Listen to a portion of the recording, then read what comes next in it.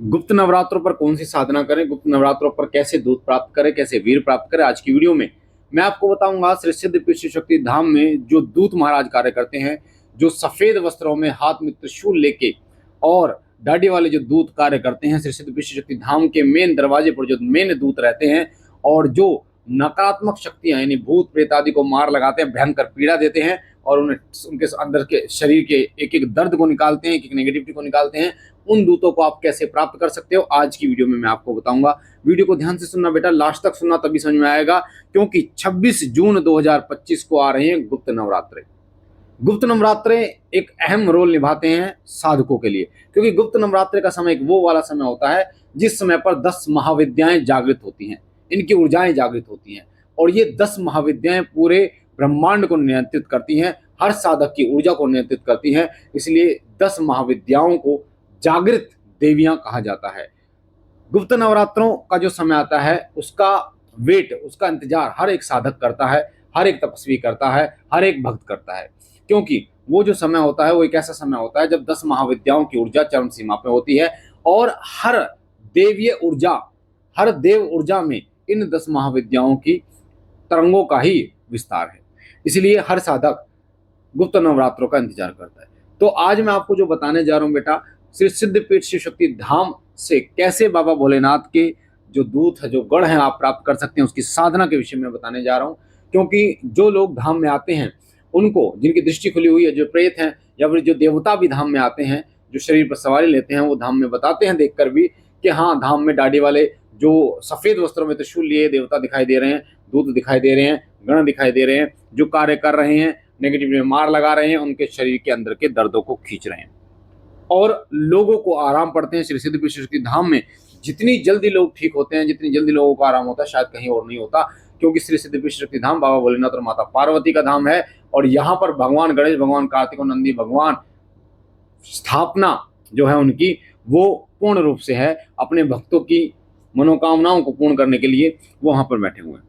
तो ध्यान से सुनना एक एक चीज को, क्योंकि यहाँ पर शिव परिवार कार्य करता है, बाबा भोलेनाथ की तरंगे कार्य करती हैं। तो ये जो धाम है एक सच्चा धाम है, श्री सिद्धपीठ शिव शक्ति धाम, हारों का सहारा श्री सिद्धपीठ शिव शक्ति धाम हमारा। तो कैसे आप प्राप्त कर सकते हैं, ध्यान से सुनिए। गुप्त नवरात्रे बेटा 26 जून 2025 से स्टार्ट है। अब आपको करना क्या है, कौन सा मंत्र जप करें, किस प्रकार से आपको जप करना है, कितनी संख्या में जप करना है, कितने दिन की साधना है, सारी जानकारियां साथ साथ में नियम भी मैं आपको बताने जा रहा हूं। इस साधना के क्या फायदे हैं, सबसे पहले मैं आपको बता दूं। श्री सिद्धपीठ शिव शक्ति धाम से प्राप्त हुए दूत, प्राप्त हुए वीर, प्राप्त हुए गण आपके हर पल हर क्षण साथ रहते हैं। जिस प्रकार हम लाइव में अरदास लगाते हैं, बाबा जी को भेजते हैं, उसी प्रकार आप भी अपने अरदास से लोगों का कल्याण कर सकते हो, लोगों का जो है वो भला कर सकते हो। पर एक चीज और मैं आपको बता दूं, श्री सिद्धपीठ शिव शक्ति धाम में कभी भी हम ना ही किसी का बुरा करते हैं और हम उन चीजों का खंडन करते हैं जो किसी का बुरा करते हैं। तांत्रिकों की विशेष क्लास श्री सिद्धपीठ शिव शक्ति धाम में लगती है, तो किसी का बुरा करने के लिए इस साधना को कभी मत करना। अगर करोगे तो धाम में दूत वापस आ जाएंगे, उसके बाद आपकी जो साधना वो निष्फल हो जाएगी। तो लोक कल्याण के लिए, लोगों के भले के लिए और अपने भले के लिए इस साधना को करना। मैंने एक चीज नोटिस की है, इस साधना के में जो मंत्र है, मैंने जो जप किया इस साधना के माध्यम से, उसने मुझे इतना सुलभ बनाया बाबा जी की कृपा से, अध्यात्म मार्ग में दृढ़ बनाया, फाइनेंशियली मेरे को स्ट्रॉन्ग किया, गृहस्थ जीवन को मेरे को सुखमय बनाया। बहुत कृपा ये मंत्र करता है, जो मंत्र मैं आपको बताने जा रहा हूँ। तो 10 दिन की ये साधना है, 10 दिन की ये साधना है और 10 दिन की साधना में आपको 51 माला, ध्यान से सुनना बेटा, इस वीडियो को एक बार, दो बार, तीन बार, बार बार सुन लेना, ताकि आप कोई भी गलती ना करो और एक डायरी में नोट कर लेना एक एक चीज को। आपको डेली 51 माला जप करनी है, सुबह, दोपहर और शाम, 3 टाइम आप बैठ सकते हैं जप के लिए। तीनों टाइम जब आप बैठेंगे तो बिना सिले वस्त्र पहनकर ही आपको बैठने हैं। बिना सिले वस्त्र का मतलब बेटा अंदर से लेकर बाहर तक, यानी कि अंडरवेयर भी आपका नहीं होना चाहिए, ध्यान रखना। बिना सिले, आप लंगोट बांध सकते हो, आप इस प्रकार से वस्त्र धारण कर सकते हो, पर सिला नहीं होना चाहिए, ये चीज का ध्यान रखना। सुबह, दोपहर, शाम, सुबह, शाम, रात 3 बार बैठकर आप जप कर सकते हैं, अपने जप को पूर्ण कर सकते हैं। तो डेली की 51 माला आपको जप करनी है। 51 माला डेली की जप करते हैं तो 10 दिन में आपके 510 माला होती है। और अगर इसको आप गुणा करते हैं, मल्टीप्लाई करते हैं, यानी एक माला से 108 जप से, तो लगभग 55,080 जप आपके पूर्ण होते हैं इस मंत्र के। ये जो मंत्र है एक शावर मंत्र है, जैसा आपको पता है शावर मंत्र बहुत जल्दी सिद्ध होते हैं, बहुत तीव्र गति से कार्य करते हैं। तो ये जो शावर मंत्र है, इस शावर मंत्र का प्रभाव बहुत तीव्र है। तो 51 माला रोजाना आपको जप करनी है। 51 से ज्यादा आप कर लेते हैं तो भी कोई दिक्कत नहीं है। 10 दिन की साधना या 3 दिन में खत्म कर लेते हैं, 7 दिन में खत्म कर लें तो भी कोई दिक्कत नहीं है। पर आपको 51 तो 10 दिन तक करनी ही करनी है, कम नहीं करनी, ज्यादा चाहे कितने कर लो।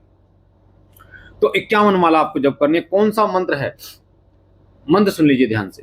मंत्र है आद अंत धरती आद अंत परमात्मा दोनों बीच बैठे शिव जी महात्मा, खोल गड़ा दे दड़ा देखो शिव जी महाराज तेरे शब्द का तमाशा।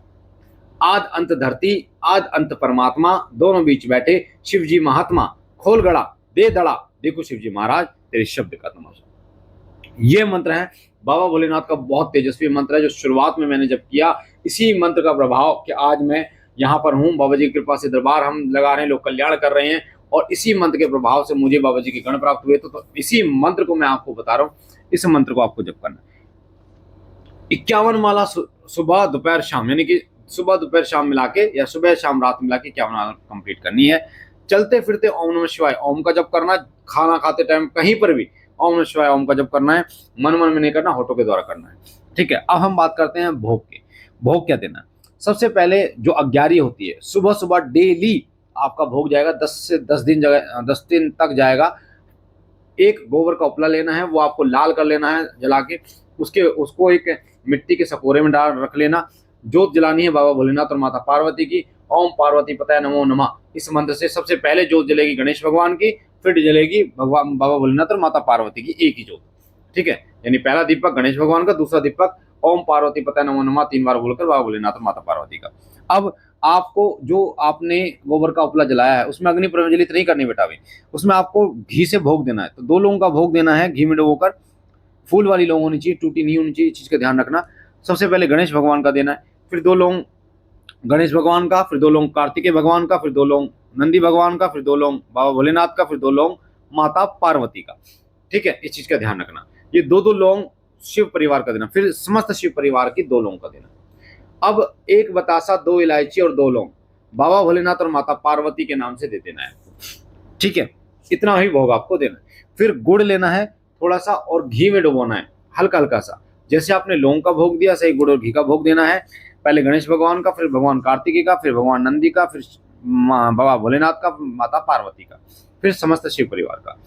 फिर माँ काली का भोग देना है 2 लौंग का, फिर भैरव बाबा का 2 लौंग का भोग देना है, फिर हनुमान जी का 2 लौंग का भोग देना है, फिर कुलदेवी का 2 लौंग का भोग देना है, फिर कुलदेवता का 2 लौंग का भोग देना है, फिर ग्राम देवता का 2 लौंग का भोग देना है। ठीक है बेटा, ये जो प्रोसेस मैंने आपको बताया है, ये प्रोसेस मेरे बच्चा 10 के 10 दिन सुबह सुबह आपको अपनाना है।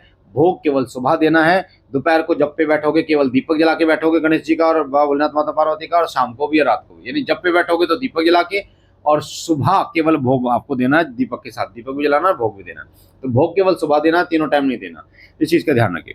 तो भोग मैंने आपको बता दिया। अब मैं आपको नियम बता देता हूँ बेटा, क्या क्या नियम इस साधना में होंगे। सबसे पहले जमीन पे सोना है, ब्रह्मचर्य का शारीरिक और मानसिक पालन करना है। शारीरिक तो आप कर लोगे, मानसिक भी ध्यान रखना है।